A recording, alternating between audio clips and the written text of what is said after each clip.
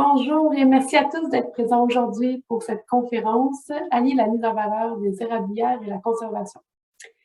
Cette conférence est la deuxième d'une série de deux qui est organisée dans le cadre du projet d'engagement et de mobilisation des résidents des corridors écologiques de la ville de Mirabel. La conférence d'aujourd'hui sera donnée par Brice Caillé, le directeur général par intérim du réseau de milieux naturels protégés. Je vais le laisser se présenter par la suite. Tout d'abord, j'aimerais mentionner que cette conférence s'inscrit dans l'initiative Corridor écologique qui est coordonnée par Conservation de la Nature Canada au Québec et ses nombreux partenaires. Ce projet bénéficie d'une aide financière du gouvernement du Québec tirée du programme Action Climat Québec et rejoint les objectifs du Plan pour une économie verte 2030. La conférence est aussi financée par la Fondation ECO, la Fondation de la Faune du Québec et la ville de Mirabel. Donc, je vais commencer par présenter notre organisme, le projet dans lequel s'insère cette conférence, puis ensuite, je vais laisser la parole à notre conférencier. Donc, tout d'abord, Éco-Corridor Laurentien, c'est un organisme de bienfaisance qui, depuis 10 ans, met en œuvre une stratégie de conservation des milieux naturels et de protection des corridors écologiques dans les Laurentides. Notre vision, c'est de relier le Parc national d'Oka au Parc national du Mont-Tremblant par un réseau d'éco-corridors et d'aires protégées interconnectés qui traversent le territoire des Laurentides. Pour y arriver, on travaille avec de nombreux partenaires, comme vous pouvez voir ici, pour non seulement avoir des milieux connectés, mais également des humains interconnectés. Donc, on travaille avec les MRC, les villes et les municipalités pour mettre à niveau leur schéma d'aménagement et leur plan d'urbanisme, entre autres choses. On travaille avec les organismes de conservation pour les accompagner dans la conservation de milieux naturels sur leur territoire. On travaille avec les propriétaires et leurs représentants, par exemple l'UPA pour les producteurs agricoles et Terre à bois pour les propriétaires de boisés privés. On travaille également avec les ministères et les universités. Nous avons fait une modélisation pour identifier les grands corridors de connectivité dans la région. On les voit ici en mauve et en vert, ce sont les noyaux et en jaune, on voit les zones urbaines. Plus précisément, on travaille avec les propriétaires de boisés privés et les producteurs agricoles. Ce sont des acteurs d'importance dans la mise en place d'actions de conservation directe sur notre territoire. Depuis 2017, déjà, on réalise des projets de démarchage auprès de ces propriétaires. On a beaucoup priorisé les producteurs agricoles qui possèdent des boisés privés. C'est un public qu'on tente de mieux connaître et avec qui on souhaite continuer de travailler dans le futur aussi, dans le cadre de divers projets. Pourquoi le démarchage en milieu agricole? Ben, la carte ici, là, elle illustre les corridors écologiques entre Oka et Mirabel. Puis les projets de démarchage vont y permettre d'adresser des éléments qui menacent les cibles de conservation qu'on a établies. La zone Oka et Mirabel a été identifiée dans notre plan pour la connectivité comme une zone prioritaire, principalement à cause de la forte utilisation du territoire par des développements résidentiels, le réseau routier, l'agriculture. Tout ça, ça fragmente les corridors écologiques, ça perturbe les habitats, puis ça laisse peu d'options aux espèces pour se déplacer sécuritairement. Aussi, nous avons très peu d'informations sur les espèces exotiques envahissantes, qui est une autre menace, puis leur risque de propagation avec la connectivité des milieux naturels. Donc, on tente de mieux comprendre leur présence sur le territoire grâce aux visites de terrain et on fait en même temps de la prévention. On part avec la prémisse de base que pour qu'un propriétaire soit conscient de l'importance de la conservation des milieux naturels, il doit les connaître. Donc, c'est pour ça qu'on va à la rencontre des propriétaires. C'est important pour nous de prendre le temps d'aller les rencontrer, de leur parler, de visiter leur terrain. Ça nous permet en même temps de mieux connaître les espèces végétales et fauniques qui sont présentes à l'intérieur ou à proximité des corridors qu'on a identifiés. Puis dans le cadre des projets de démarchage, on discute avec les propriétaires, on met en valeur les boisés, on identifie des espèces à statut, on valide la présence de milieux humides, puis on vient proposer des recommandations d'aménagement aux propriétaires. Des aménagements pour bonifier ou mettre en valeur la connectivité, entre autres. Les projets de démarchage, ils viennent répondre à deux grands objectifs. Comme je disais, ils permettent à notre organisme d'avoir une meilleure connaissance des milieux naturels. Puis c'est une occasion privilégiée de communiquer avec les propriétaires pour mettre en valeur les milieux naturels, puis leur expliquer l'importance de leur terrain dans un contexte de connectivité régionale. C'est pas juste, on ne parle pas juste de leur terrain à eux, mais dans un ensemble aussi. Dans le cahier du propriétaire qu'on leur remet à la fin suite à la visite terrain, on présente les corridors écologiques, l'importance des milieux naturels. On décrit les observations qu'on a faites lors de la visite terrain. Le propriétaire a donc une meilleure connaissance de ces milieux naturels et des aménagements qu'il peut réaliser pour maintenir ou améliorer la connectivité de son terrain, pour protéger les espèces à statut et pour prévenir la propagation d'espèces exotiques envahissantes. Puis pour clore ce projet, pour rassembler les propriétaires rencontrés depuis 2018, puis pour poursuivre nos efforts de consolidation des corridors écologiques, on a donc organisé 2 conférences sur l'agroforesterie et la conservation volontaire qui seront disponibles par la suite sur notre chaîne YouTube, puis qui se veut être une occasion de partage d'informations, de connaissances et d'outils disponibles. Donc, je laisse maintenant la parole à notre conférencier d'aujourd'hui. Bonne conférence tout le monde. Merci.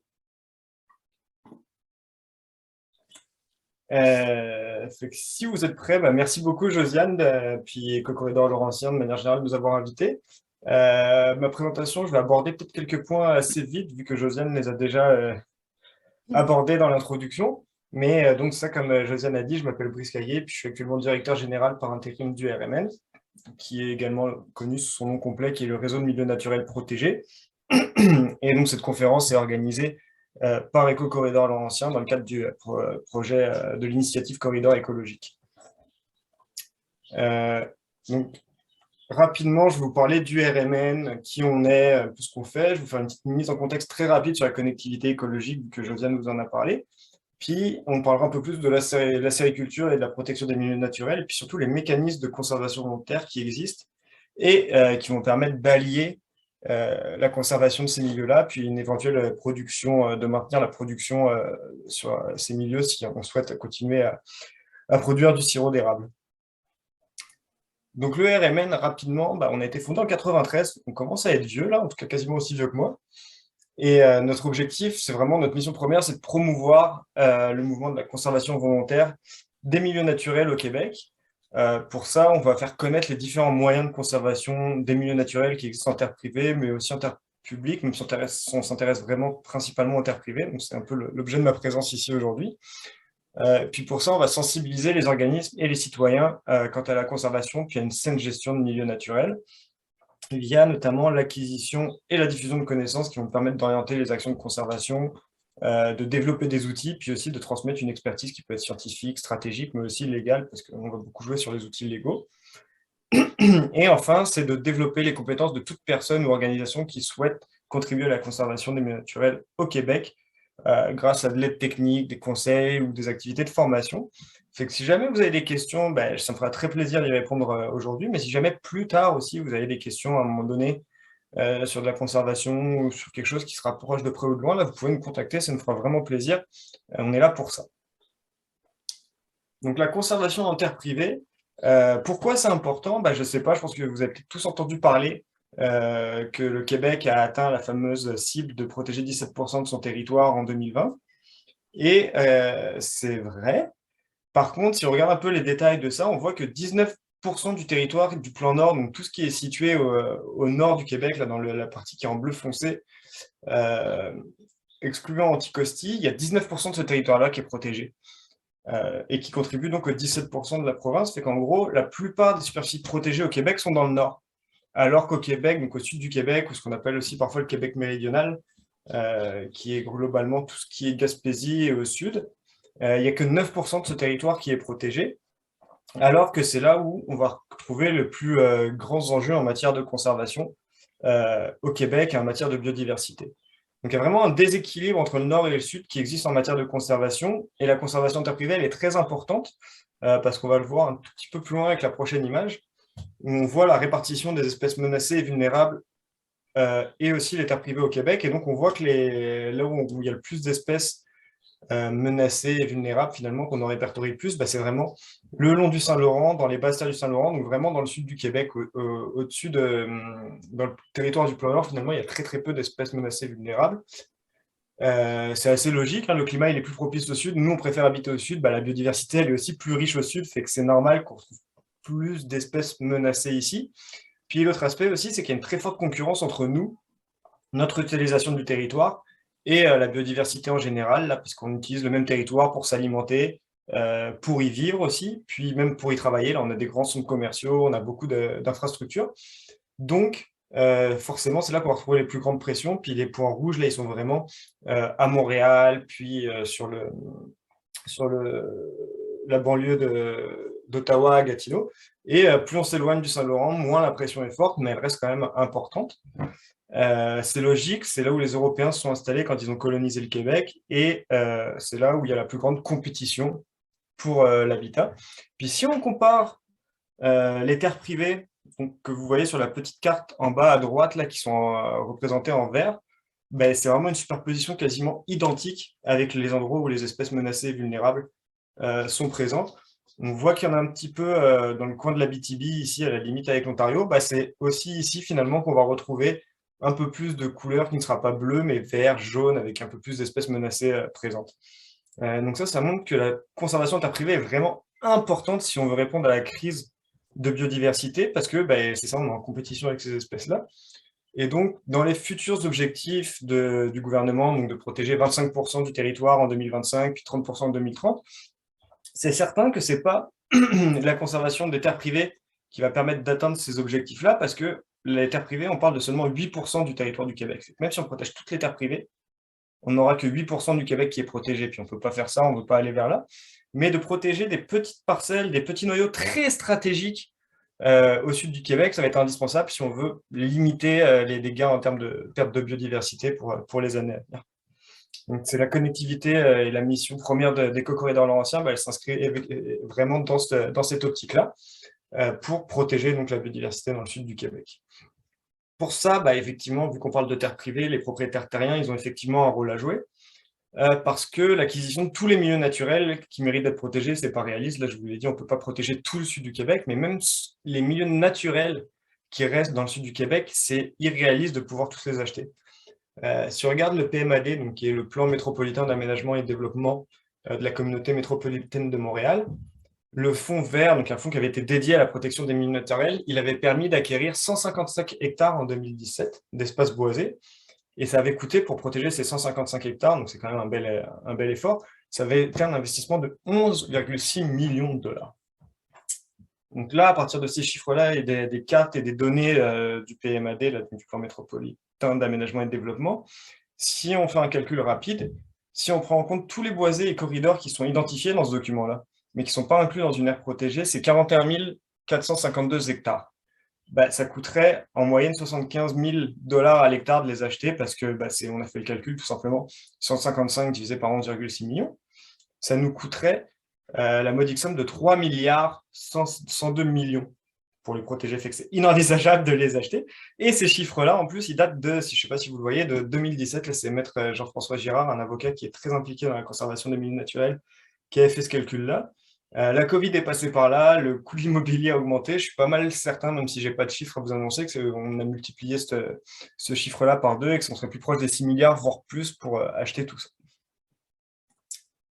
Donc les propriétaires terriens, ils ont vraiment un rôle à jouer parce que on va retrouver des propriétaires qui vont encore, même si c'est de plus en plus rare au Québec, avoir des grandes propriétés dans ces terrains-là, qui vont pouvoir protéger sans que ce soit forcément nécessaire de les acheter, ou même des petits lots aussi, ça va avoir son importance parce que petit morceau par petit morceau, on va pouvoir réussir à créer des corridors de connectivité ou maintenir cette connectivité-là.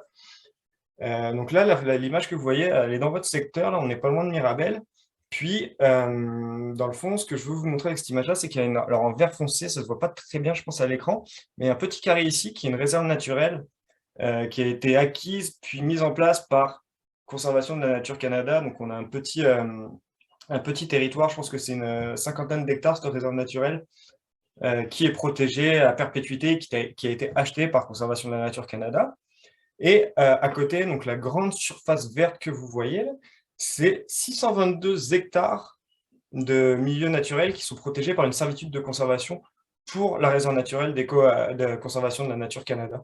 Donc ça permet vraiment de consolider les efforts qui ont été mis sans qu'on ait besoin de vraiment procéder à une acquisition totale de la propriété et que ça soit donc excessivement cher.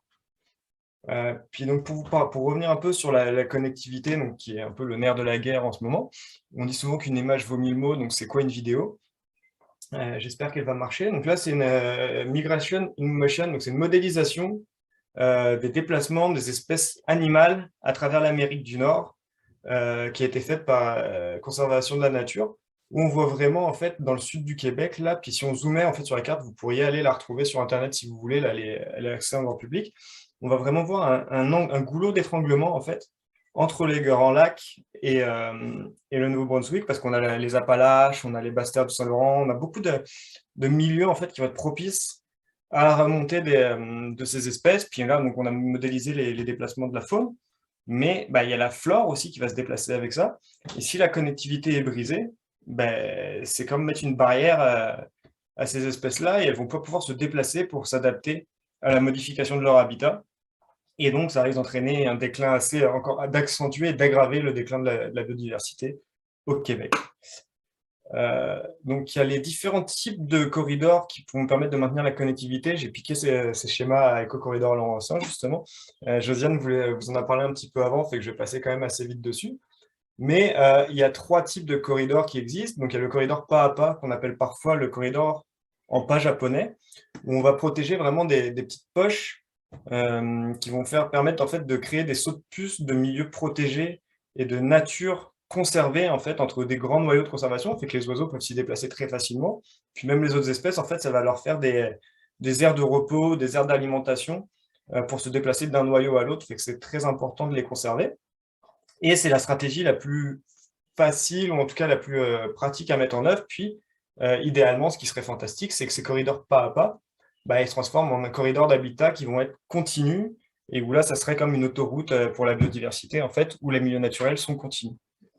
Donc, il y a ces corridors-là qui existent, puis évidemment, il y a aussi les corridors en mosaïque, où là, c'est un ensemble d'habitats qui peuvent être anthropisés aussi ou pas, qui vont être contigus. Donc, on va retrouver là-dedans des superficies agricoles, des milieux aquatiques, puis aussi forcément des milieux naturels. Ça va être important d'en conserver quelques-uns. Et tout ça, bah, ça va viser vraiment à maintenir la connectivité pour favoriser le déplacement de la biodiversité dont parlait Josiane tantôt. Fait que sur le territoire d'Éco-Corridor Laurentien, il y a vraiment toute une belle analyse de connectivité qui a été faite pour vraiment relier les différents noyaux existants et permettre, bah, c'est ça, à des espèces qui ont besoin de grands espaces vitaux ou qui ont besoin de migrer vers le nord pour suivre l'évolution de leur habitat avec le réchauffement climatique, de se déplacer et donc de pouvoir survivre à travers cette période. Donc, je vais quand même passer très vite là-dessus, vu que Josiane vous en avait parlé. Et on va pouvoir parler de plus allier la sériculture et la conservation. Donc, ce qu'il faut savoir avec la sériculture, ou même dans une moindre mesure la foresterie, c'est que c'est des activités présentant un grand potentiel en termes d'utilisation durable et de maintien de la connectivité écologique. Par exemple, si on prend le cahier des charges pour avoir une production acéricole biologique, bah, on doit favoriser le maintien de la biodiversité et on doit conserver un minimum de 15% d'espèces compagnes et pas garder seulement des érables à sucre. Et par rapport à d'autres activités, donc là j'avais mentionné l'agriculture ou l'élevage, mais on pourrait encore penser plus au développement urbain, ça permet de maintenir la canopée de manière très très significative par rapport à d'autres activités. Et c'est aussi compatible avec la protection des milieux naturels et la création d'aires protégées. L'image à droite que vous voyez là, c'est une réserve naturelle en milieu agricole, en milieu acéricole, pardon. Et donc les territoires qui sont en vert foncé sont des zones de conservation strictes. Et ce qui est en vert plus pâle, plus clair, ça va être les zones où la sériculture est maintenue. Et donc là, on se retrouve avec une réserve naturelle qui est protégée d'environ une centaine d'hectares, si je ne dis pas de bêtises, dont un tiers, environ 40 hectares, sont encore utilisés pour la production du sirop d'érable. C'est vraiment quelque chose qui est tout à fait compatible, la protection des milieux naturels et la conservation. Puis, il y a une zone donc vraiment stricte de conservation, mais au total, si on regarde avec des images satellites, ben, l'ensemble de la propriété est vraiment, on ne voit pas de perte de couvert végétal, fait que ne serait-ce que pour la population aviaire, par exemple, ça va être très intéressant pour garder cette connectivité et pas être à l'air libre, alors que d'autres activités vont vraiment faire des grandes trouées qui vont être plus dommageables. Elles ne vont pas nuire à la connectivité, mais ben, elles ne vont pas détruire la connectivité, mais elles vont quand même avoir un impact négatif significatif pour le maintien de la connectivité. Donc, la sériculture a vraiment, et la foresterie aussi, ont vraiment des rôles très importants à jouer dans l'utilisation durable des ressources, tout en maintenant la connectivité. Comment protéger les milieux naturels sur ma propriété? Bah, la première étape pour les protéger, c'est de connaître les caractéristiques de votre propriété. Puis souvent, vous les connaissez déjà très bien. Vous savez s'il y a des milieux humides, s'il y a des présences d'espèces à statut, par exemple, ou même s'il n'y en a pas, est-ce qu'il y a un habitat potentiel pour des espèces à statut? Est-ce que, je sais pas, je pourrais retrouver des tortues des bois, des petites salamandres chez moi? Qu'est-ce que je vais avoir? Est-ce qu'il y a des espèces exotiques envahissantes qui menacent les milieux de ma propriété? Qu'est-ce que je pourrais faire? Et donc, si j'ai une propriété que j'utilise à des fins de sériculture, de foresterie, ou même une propriété agricole, là, comme l'expliquait Josiane tantôt, bah, il y a des actions que vous pouvez entreprendre pour valoriser votre milieu sans le mettre sous une cloche de verre et du coup ne plus du tout l'exploiter, que ce soit pour de la production ou pour même de manière récréative. Et le meilleur moyen de savoir ça, bah, c'est de contacter un organisme de conservation proche de chez vous qui vont pouvoir vous aider avec les cahiers du propriétaire dont vous parlait Josiane tantôt. Généralement, les cahiers du propriétaire, c'est une démarche qui est proactive de la part des organismes de conservation quand ils ont fait des études comme l'étude de connectivité pour aller démarcher puis cibler les secteurs qui sont vraiment prioritaires chez eux. Mais si vous avez une propriété avec des milieux naturels dessus et que vous avez un intérêt pour la conservation, je suis certain que ça leur fera plaisir de vous accompagner justement pour mieux connaître votre territoire et comment mieux le mettre en valeur.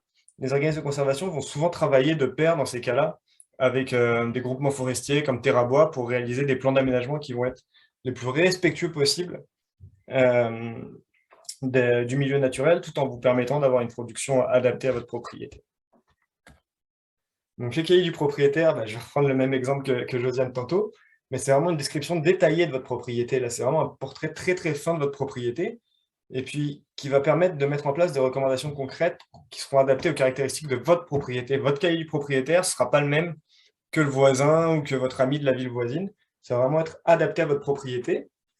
Puis, ils sont non contraignants. Là. Ils vont vous proposer peut-être 5, 6, 7 actions à mettre en place pour améliorer la santé du milieu naturel. Mais il n'y a aucune obligation de les mettre en œuvre. Vous pouvez même les mettre en œuvre partiellement selon vos possibilités. Là, peut-être qu'il va y en avoir une qui va être ne plus circuler dans les milieux humides sur ma propriété. Ça, vous pouvez le faire. Par contre, ne plus ramasser le bois mort pour une raison X ou Y, vous ne voulez pas ne plus le ramasser, et vous allez continuer à le ramasser, mais vous ne circulerez plus dans les milieux humides. C'est déjà un petit geste qui va avoir un impact important. Puis, ce que vous pouvez faire à la fin, c'est comme un engagement moral, ça va être de signer une déclaration d'intention.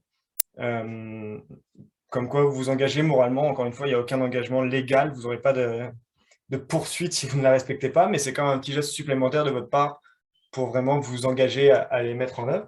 Puis, bah, ça vous permettra aussi de connaître les bonnes pratiques pour bien gérer votre propriété.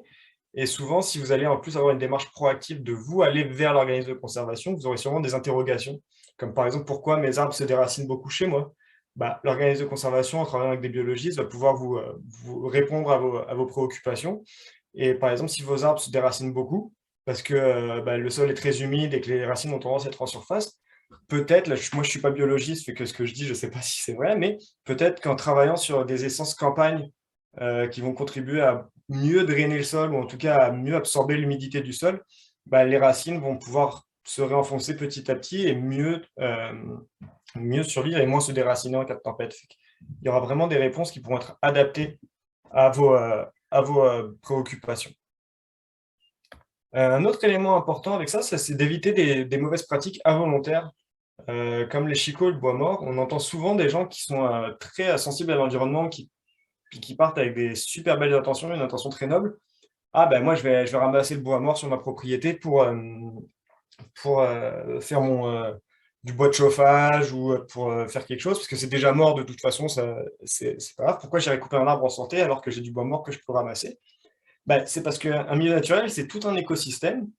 Et au Québec, il y a plus de 60 mammifères qui utilisent le bois mort. Il y a aussi 17 espèces d'oiseaux, 6 reptiles, 8 amphibiens. Puis là, on ne parle même pas des insectes qui vont pouvoir décomposer le bois mort, puis donc contribuer à la croissance des différentes des espèces végétales qui vont constituer l'abri pour plusieurs espèces ou leur zone d'alimentation.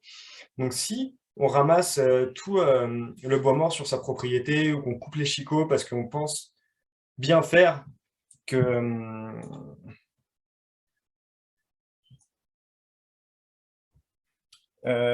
excusez-moi, j'ai une question de Delphine.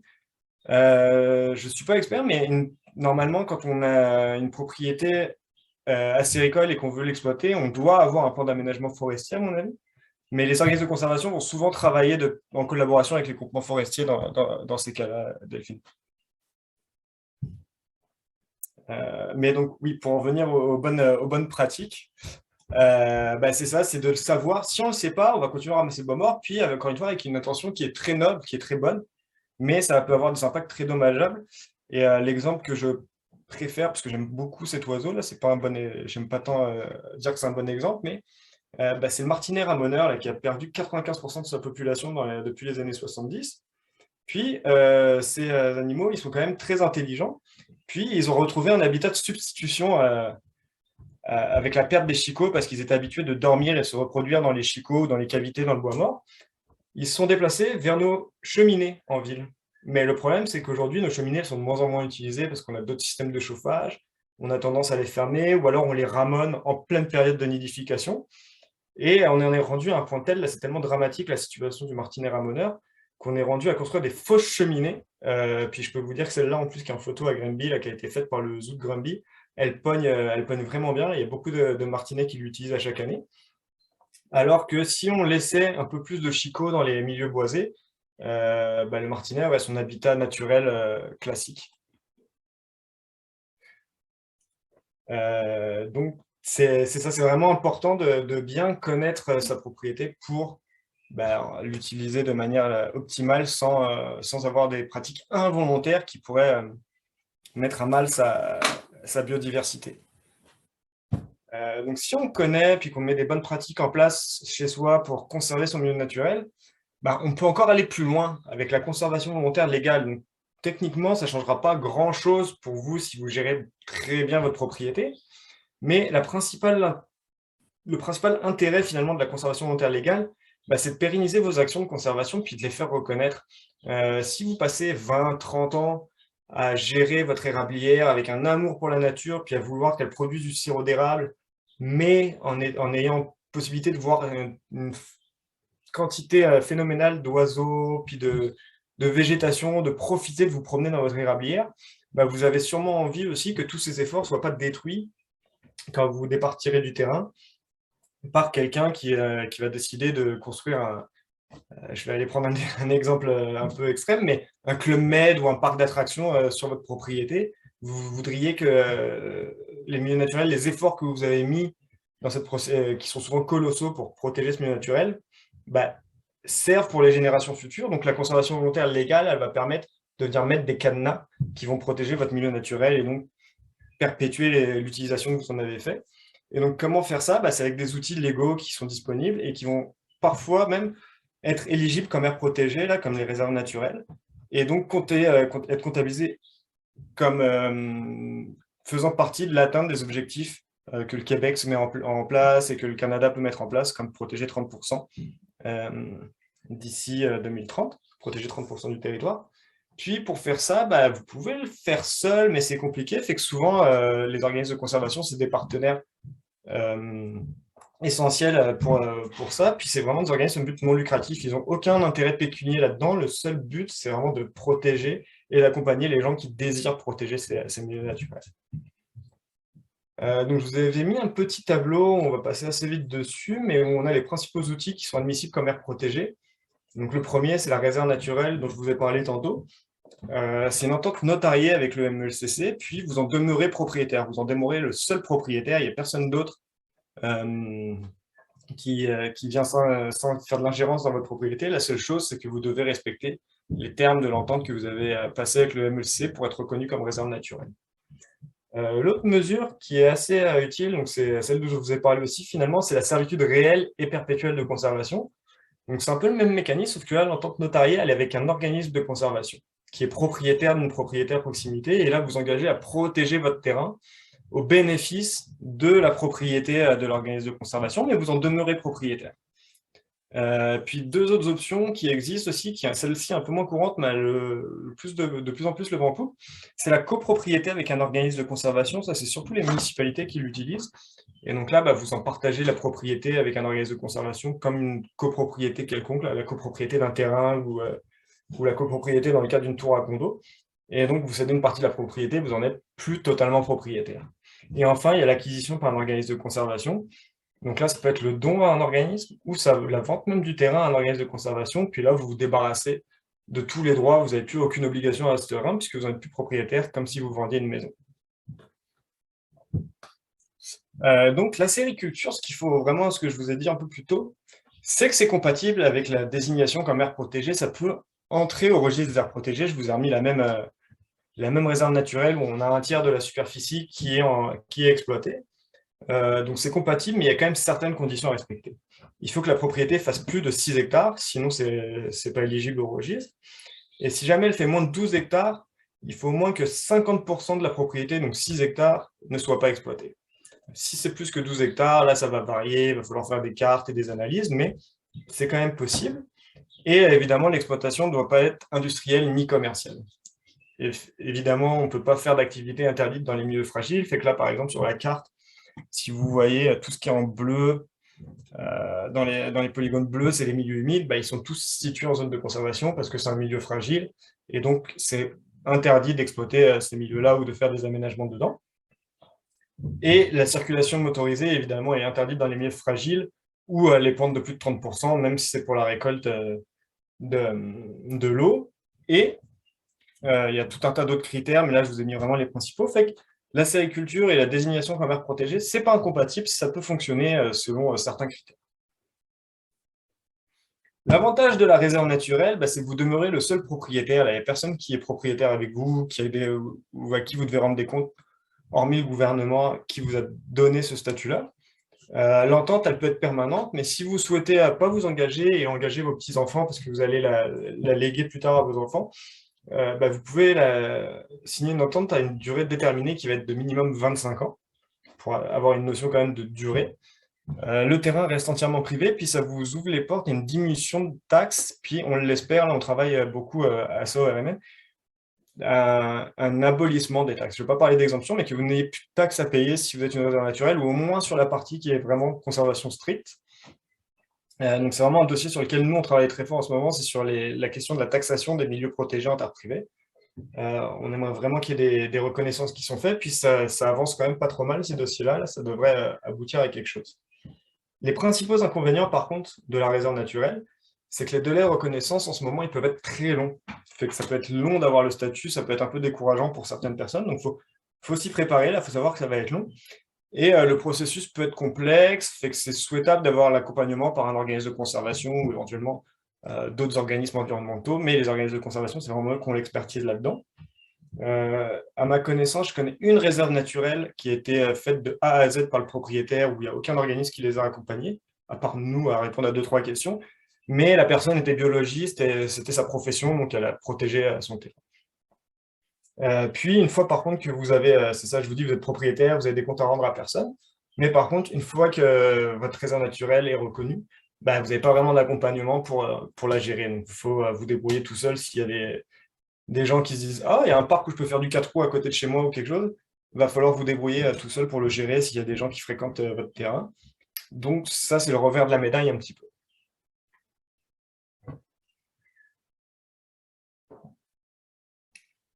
L'autre option dont je vous ai parlé tantôt, qui est la servitude de conservation.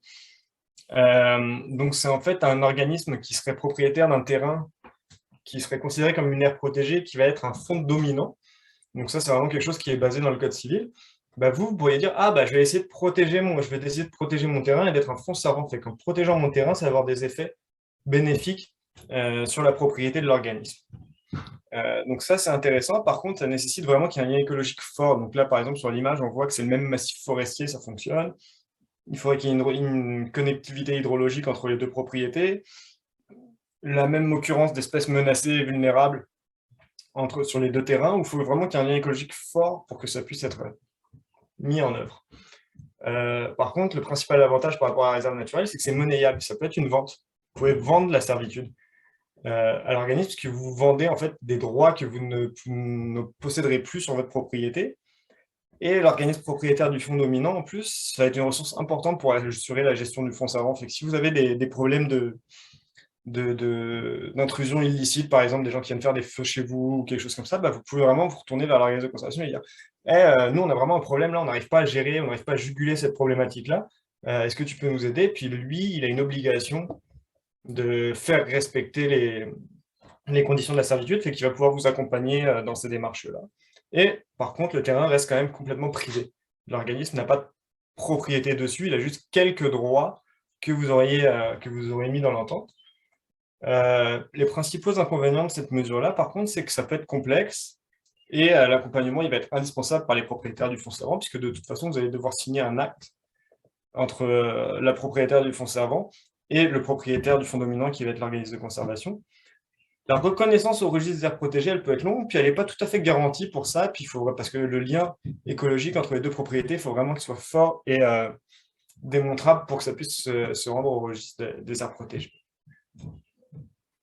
L'autre option, qui était celle la plus utilisée jusqu'à il n'y a pas si longtemps, puis qui est encore très très utilisée, c'est tout simplement l'acquisition d'une propriété par un organisme de conservation. Donc dans le cas d'un propriétaire, c'est on cède son terrain à un organisme de conservation.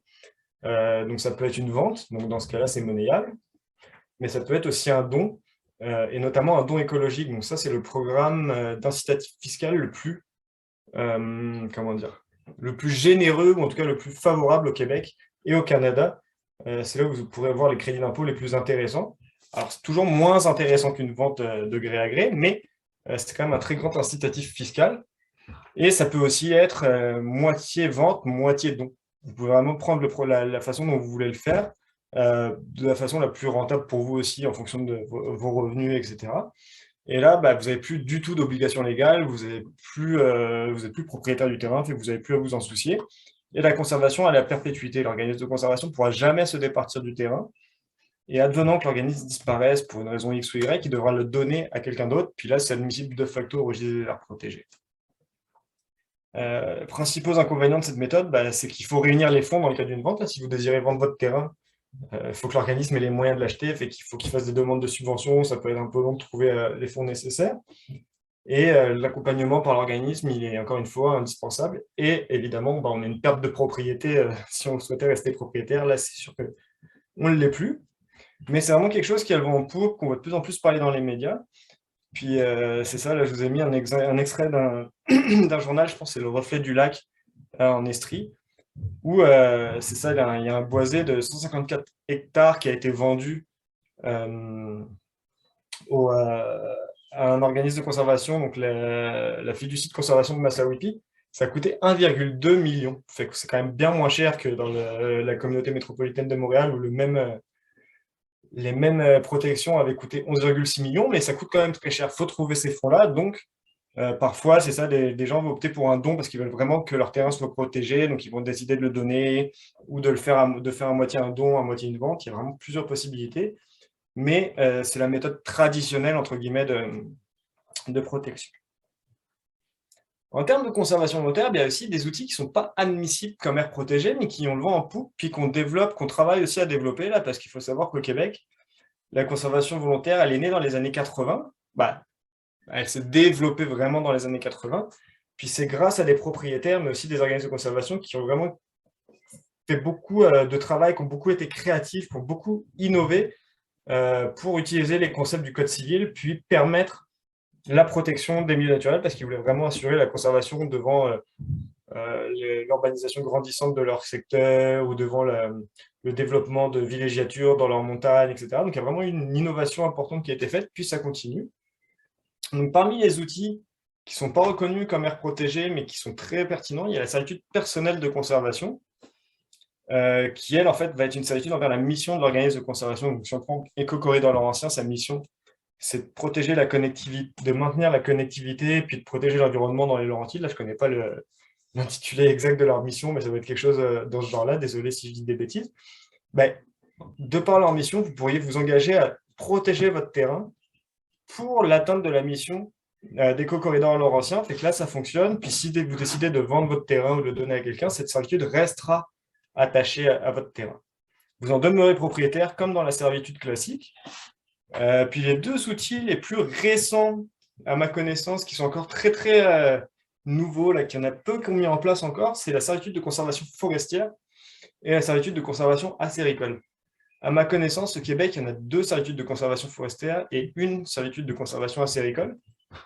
Donc là, c'est une entente entre le propriétaire et un organisme de conservation pour continuer d'exploiter la propriété agricole selon les termes qui vont être définis dans l'entente, mais en ayant une conscience écologique de la façon dont on fait, c'est-à-dire qu'on ne passe plus du tout dans les milieux humides, par exemple, ou dans les milieux fragiles, mais c'est toute la propriété qui peut être exploitée. Il n'y a pas un tiers de la propriété qui ne serait pas exploitée, mais c'est ça, on évite les milieux humides et on adopte des bonnes pratiques. Donc là, c'est vraiment des ententes gré à gré avec les organismes. Et comme je vous disais, on peut continuer à mettre en place des nouvelles mesures. Là, et je sais que j'ai entendu récemment parler de servitude de conservation agricole.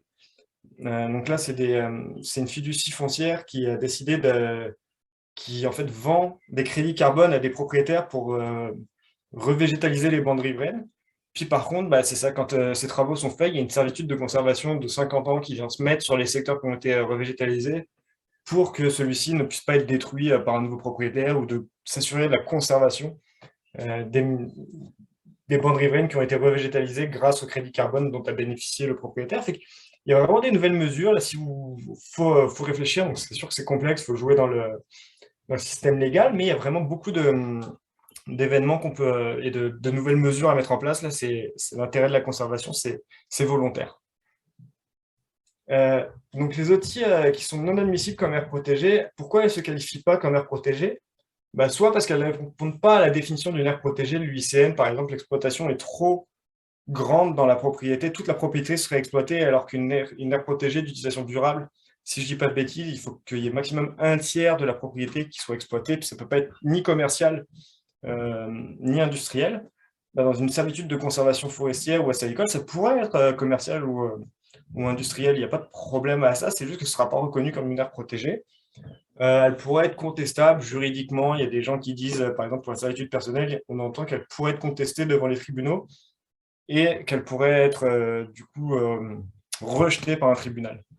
Mais reste que si quelqu'un qui achète la propriété ou qui souhaite l'acheter veut faire tomber la servitude de conservation personnelle, il va falloir qu'il aille au tribunal, qu'il engage des dépenses pour la faire tomber, sans la certitude de gagner, parce que c'est un juge qui va trancher. Et honnêtement, la réponse à cette question, je pense que c'est très conservateur de refuser la servitude de conservation personnelle. En tout cas, ça n'engage que moi, mais on ne sait pas ce qui va arriver au tribunal. Puis le fait de se rendre au tribunal pour devoir contester cette mesure, c'est quand même des coûts.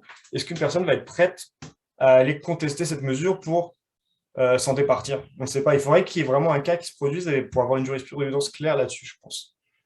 Ou sinon, la superficie non exploitée est trop petite. Là, je vous ai dit, par exemple, pour la réserve naturelle, c'est minimum 6 hectares. Si votre propriété, elle fait 4 hectares et que vous désirez l'exploiter un petit peu, vous ne pouvez pas mettre en place une réserve naturelle. Mais vous pourriez tout à fait mettre une servitude de conservation acéricole pour vous assurer que demain, vous cédez le terrain, vous le donnez, vous le vendez, peu importe. Les méthodes que vous avez mises en place pour l'exploiter seront maintenues et qu'elles ne pourront pas être exploitées de manière beaucoup plus intensive ou industrielle. Le principal inconvénient de ces mesures, c'est qu'elles peuvent être plus difficiles à financer puisqu'elles ne se qualifient pas au registre des aires protégées et qu'elles ne sont pas comptabilisées non plus dans les aires protégées fédérales. Ça peut être un peu plus compliqué d'avoir du financement pour les mettre en place, mais ce n'est pas impossible. Et donc, pourquoi les mettre en place? En fait, je pense que j'ai répondu un petit peu en avance. C'est parce qu'elles vont vraiment contribuer à la protection des milieux naturels. On l'a vu avec la servitude de conservation, avec la réserve naturelle acéricole, on maintient le couvert forestier quasiment totalement. Là, je vous ai mis donc, une servitude de conservation forestière. Donc, on est au Mont Herford en Estrie, c'était la première, je pense, où donc, il y a une réserve naturelle qui est sur le sommet du Mont Herford, qui fait 240 hectares. Puis la propriété autour, qui est encore exploitée, la propriété, donc il y a il y a encore de l'exploitation forestière, là, mais il y a quand même 5000 hectares qui sont protégés et qu'on ne pourra plus jamais défricher parce que bah, c'est protégé à perpétuité, que la servitude va suivre les futurs propriétaires. Donc ça permet vraiment de limiter des pressions comme l'urbanisation. On ne pourra pas construire de maisons dans ces terrains-là.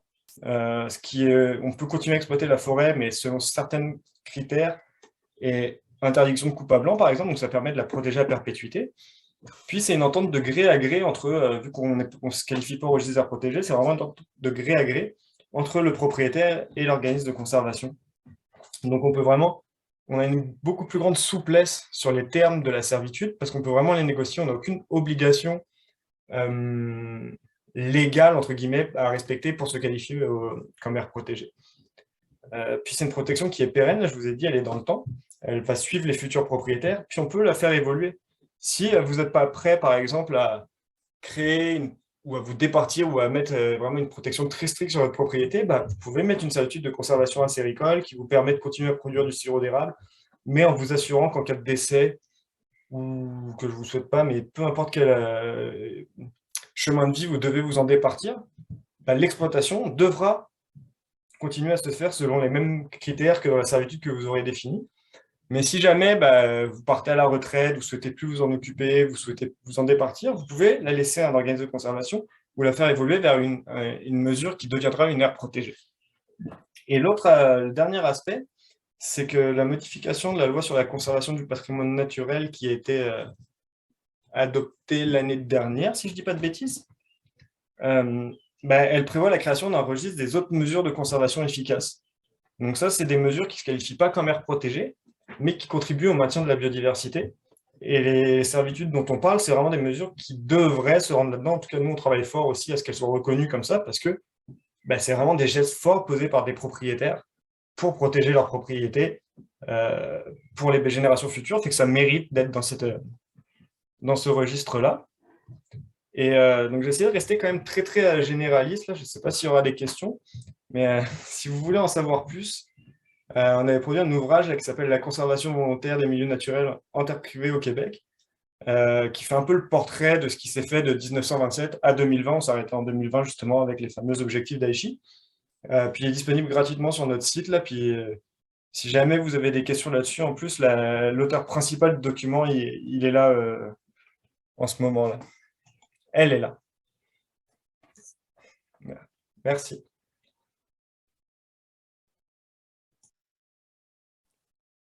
Merci beaucoup, Brice. C'était super intéressant et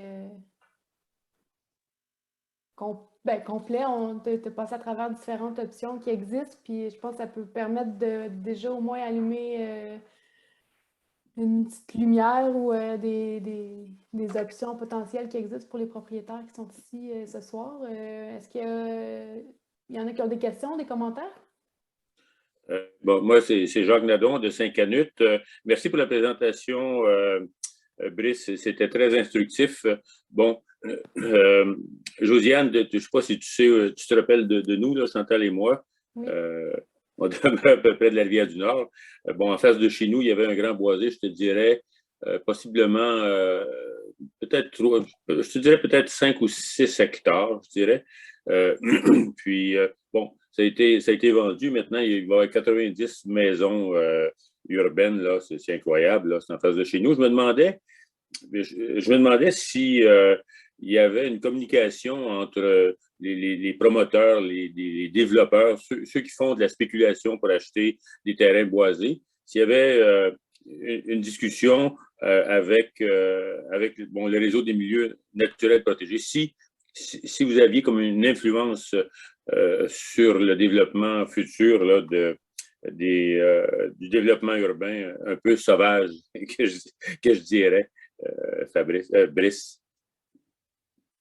Oui, ben non, malheureusement, non, on n'a pas cette influence-là. Là, ceux qui peuvent l'avoir, par exemple, c'est les municipalités avec leur schéma d'aménagement ou les MRC avec les schémas d'aménagement, les plans d'urbanisme qui vont pouvoir vraiment réguler sur leur territoire.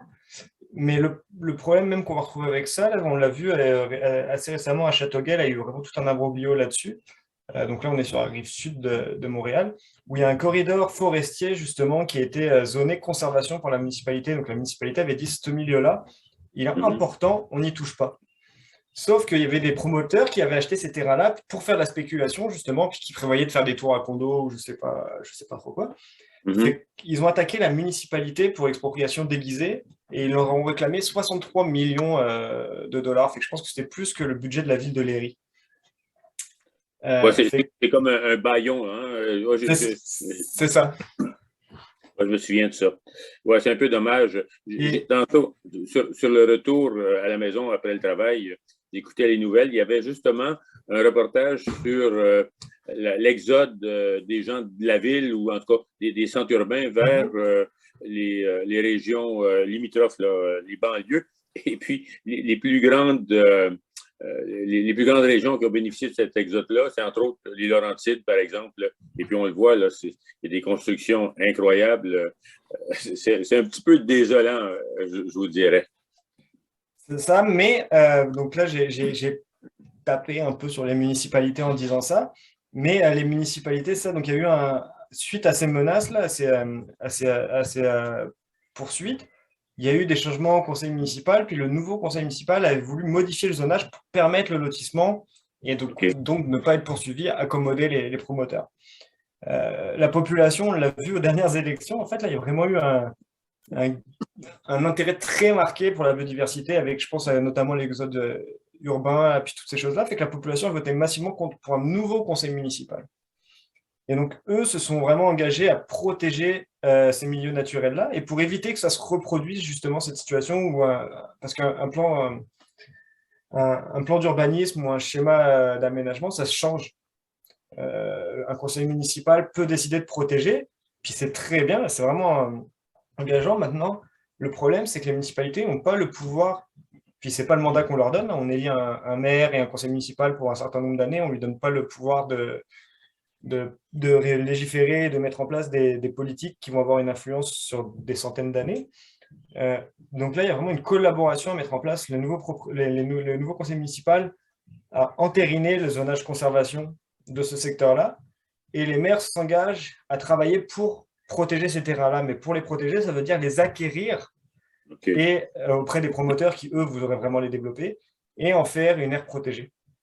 Donc là, il y a une collaboration qui se fait, puis je pense que le jugement, s'il n'a pas été rendu, il va se rendre prochainement, puis il va être favorable à la municipalité. Et il va pouvoir y avoir une protection qui se met en place, fait que ça va être vraiment complémentaire. Les règlements d'urbanisme et les schémas d'aménagement vont permettre de limiter les pressions et le développement, par exemple, dans le terrain où vous y référence. Mais si vous voulez vraiment vous assurer qu'il soit protégé à perpétuité, et que le prochain conseil municipal ne dise pas « Ah, nous, on veut étendre notre assiette fiscale, on voudrait le développer », il faudrait le protéger. Le protéger là, en souscrivant au projet que vous nous proposez. C'est ça. Puis c'est vraiment des mouvements citoyens. Là, dans le coin de Chelsea, donc en Outaouais, il y a des boisés comme ça qui étaient menacés par des promoteurs. Les résidents alentours qui aimaient beaucoup en profiter se sont associés, puis ont fait des levées de fonds, puis ils ont été capables de réunir des centaines de milliers de dollars pour acheter le terrain. Et après, ils l'ont légué, je pense qu'ils l'ont donné à un organisme de conservation après l'avoir acheté pour assurer qu'il soit protégé à perpétuité. Fait qu'ils ne l'ont même pas acheté pour eux. Ils l'ont acheté, puis ils l'ont donné à un organisme de conservation qui, lui, va le gérer, mais pour que tout le monde puisse en profiter. C'est vraiment quelque chose de citoyen. Là. Nous, on partage les informations, on donne des conseils sur comment faire, mais c'est ça. C'est vraiment citoyen après de mener ces actions-là. Très bien. Merci, Brice. Ça me fait plaisir.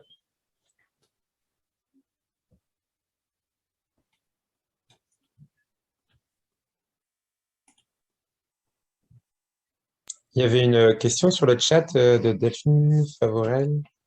C'était que pour protéger une érablière, le plan de conservation doit également intégrer un plan d'aménagement forestier, point d'interrogation. Je ne suis pas certaine d'avoir bien entendu. Oui, c'était tantôt. Dans le fond, ça que je disais, c'est je ne sais pas si un plan de conservation doit obligatoirement avoir un plan d'aménagement forestier, mais il me semble que pour exploiter une érablière, il faut un plan d'aménagement forestier. Mais là, je ne suis pas propriétaire d'une érablière, fait que je ne sais pas. Peut-être que quelqu'un sait mieux que moi, mais normalement, c'est une condition pour avoir un statut de producteur, il me semble. Pour avoir le Ok. statut de Ouais, je producteur, vois. oui, effectivement, oui. Ok. Moi, j'ai peut-être une petite question. Je me demandais, au niveau des réserves naturelles, tu sais, quand tu disais que c'était non industriel, non commercial, ça veut dire qu'il n'y a aucune vente du sirop d'érable qui est produit sur une réserve naturelle ne peut être vendue, ou tu sais, il y a quand même des critères... Honnêtement, j'ai pas la réponse à ça. Je pense, d'après moi, mais je veux pas m'engager là-dedans. Peut-être qu'on pourrait demander à l'UPA. C'est qu'il doit y avoir un seuil, une quantité de production à partir de laquelle ça devient industriel ou commercial. Là, si tu produis, je sais pas moi, 50 gallons, puis que tu en vends à tes amis, voisins, etc., je pense pas que ce soit considéré comme une activité commerciale. Je pense qu'il y a c'est un seuil. Je vais faire référence. Moi, je suis français. Quand je rentre en France, j'aime ça me ramener du fromage. Puis j'ai le droit de ramener 20 kilos de fromage dans ma valise à chaque voyage. Si j'en ramène plus que 20 kilos, ça devient considéré comme de l'importation commerciale. Hmm. Fait que je pense qu'il y a un seuil Hmm. qui est mis à ce niveau-là. Mais je pense Ok, qu'au niveau super. de la conservation puis des aires protégées, c'est encore très vague. Puis même le ministère n'a pas nécessairement la réponse à ça. Puis qu'on aurait... il y aurait encore des questions à poser puis du travail à faire pour clarifier ça. C'est quoi exactement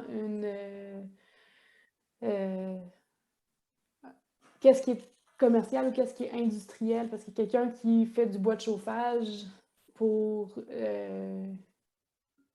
lui, ou il en vend un petit peu, est-ce que ça, c'est industriel? Même ça, c'était une question aussi. Qu'on avait Pour l'exploitation de la matière ligneuse, je suis quasiment certain, j'ai pas le chiffre avec moi là, mais je suis quasiment certain que c'est une question de volume. Mais ça De n'avait pas l'air volume, clair quand on a fait la formation de CNC pour terre à bois. Ça semblait quand même vague comme... ok, C'est Cynthia Patry Cynthia? qui nous avait parlé de ça, puis de mémoire, là, on avait conclu que c'était trop vague pour savoir exactement à quel niveau ça pouvait être industriel ou pas. Puis c'est peut-être la même question là, au niveau de la sériculture. Est-ce que produire du sirop d'érable, c'est commercial à partir de 1 gallon ou à partir de plus? Là? Moi, j'en fais 10. Entre vous et nous, on s'entend que c'est pas très commercial. Là. Non, non.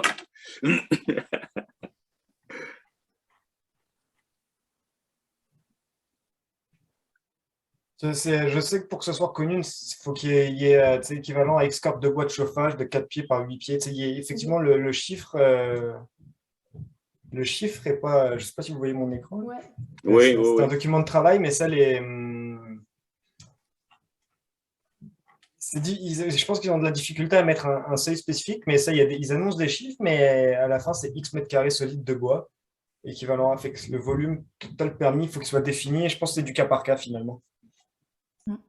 Parce que c'est sûr aussi, puis en fait, c'est cohérent, parce que si ta propriété fait 5 hectares et que tu produis 50 gallons, bah, tu vas pas avoir la même intensité que, j'ai aucune idée des chiffres que je donne, ça, tu vas pas avoir la même intensité que si tu produis la même quantité, mais sur une propriété de 500 hectares. Fait que je pense que c'est pour ça qu'il y a du flou là-dedans, puis que on travaille beaucoup à baliser tout ça, mais effectivement, ça reste du cas par cas, puis du bon sens.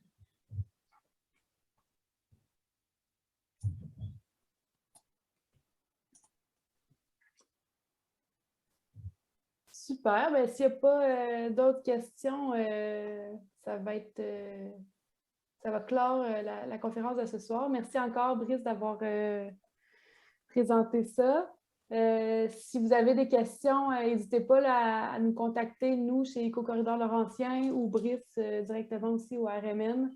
On est là pour répondre à vos questions puis vous diriger vers les ressources complémentaires là, aux besoins. Josiane, Brice, merci infiniment. Merci beaucoup à vous. Merci tout le monde. Merci. Bonne soirée Au tout le revoir. monde. Super soirée. intéressant. Merci. Bonne soirée. Bonne soirée. Vous êtes pas mal bon. Merci. Merci. Bye. Merci pour ta participation, Jacques. Merci, je quitte. Au revoir. Au revoir.